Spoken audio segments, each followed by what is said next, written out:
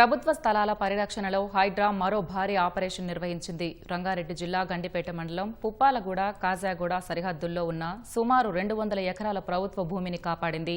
ఆ భూముల్లో చారిత్రక రాళ్ల గుట్టలు ఉన్నాయి. గతంలో రాష్ట్ర ప్రభుత్వం హెచ్ఎండీఏకు ఈ భూములను కేటాయించింది. చారిత్రక గుట్టలను కాపాడాలని కోరుతూ దశాబ్దాలుగా సొసైటీ టు సేవ్ రాక్స్ ప్రతినిధులు పోరాడుతున్నారు. హైకోర్టును కూడా ఆశ్రయించారు. ఈ మేరకు రాతిగుట్టలతో పాటు ప్రభుత్వ భూమిని కాపాడాలని 2019లో మున్సిపల్, రెవెన్యూ శాఖలను హైకోర్టు ఆదేశించింది. హద్దులు గుర్తించి ఫెన్సింగ్ వేయడంలో జాప్యం కావడంతో ప్రభుత్వ భూముల్లో కబ్జాలకు గురవుతున్నాయి. ఈ విషయాన్ని సొసైటీ టు సేవ్ రాక్స్ ప్రతినిధులు హైడ్రా ప్రజావాణిలో ఫిర్యాదు చేశారు. ఆ ఫిర్యాదులను పరిశీలించిన హైడ్రా కమిషనర్ రంగనాథ్ క్షేత్రస్థాయిలో పర్యటించి వివరాలు ఆరా తీశారు. రెవెన్యూ, మున్సిపల్ శాఖల అధికారులతో కలిసి హైడ్రా అధికారులు పుప్పాలగూడలో ఉన్న రాళ్లగుట్టలన్నీ ప్రభుత్వ భూమిగా నిర్ధారించి ఫెన్సింగ్ వేశారు. ఆ భూముల విలువ సుమారు 30,000 కోట్లు ఉంటుందని హైడ్రా వెల్లడించింది.